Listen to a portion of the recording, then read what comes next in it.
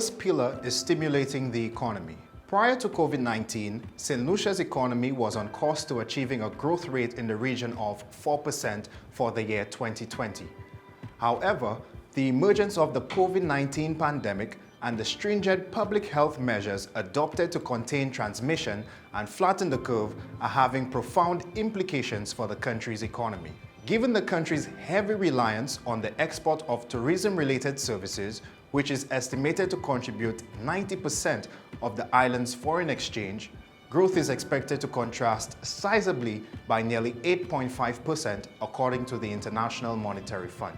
St. Lucia has witnessed the closure of all hotels and the associated displacement of an estimated thousands of employees. Additionally, strict domestic containment measures such as the 24-hour shutdown caused substantial impact on the economy. To mitigate the effect of the pandemic and to assist the recovery of the economy post-COVID-19, key policies will be adopted to jumpstart our economy. When the Multi-Stakeholder Committee finalized deliberations, they made key suggestions to stimulate the local economy that were embraced by central government in the rollout of 8 interventions. Number 1 is to incentivize the commercial and banking sector to lend to micro, small, and medium-sized entities. Commercial banks receive a 50% waiver of corporate income taxes related to earnings from SME lending. This initiative will be in effect for 3 years and is geared towards improving small businesses' solvency and the reduction of unemployment. This intervention is timely as bank lending to SMEs is relatively small due in part to the risk associated with such lending. The tax incentive will compensate for this risk, and government in the near future will be exploring efforts to have a credit bureau to further support lending to SMEs.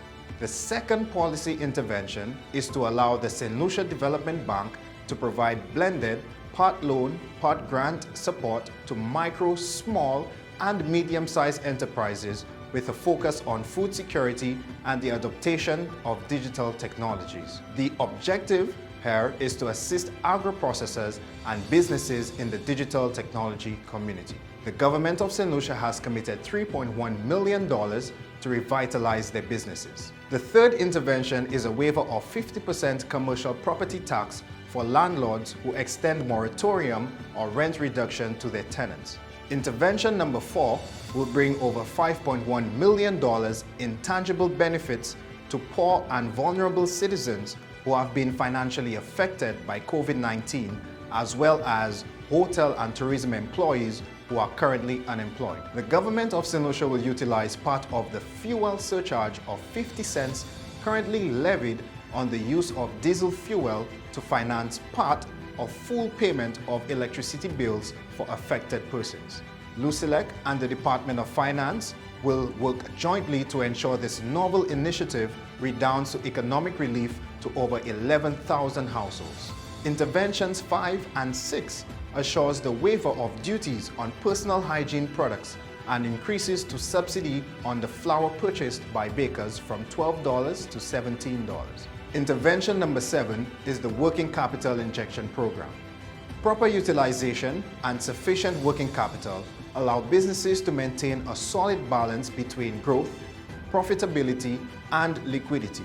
The government of St. Lucia will provide $5 million to otherwise solvent businesses with low-cost financing between 2 to 3% interest to assist in meeting working capital objectives. Entities can receive a maximum of $250,000 through the St. Lucia Development Bank, which is the implementing agency.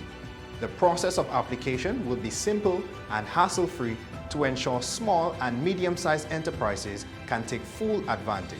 The government will also permit particular classes of workers, namely doctors, nurses, firemen, and policemen, the ability to purchase new vehicles exempt of duties and excise taxes for a limited time. This process is expected to start in the summer of 2020. The proposal is part of a larger series by initiatives by new car dealers to incentivize the purchase of vehicles.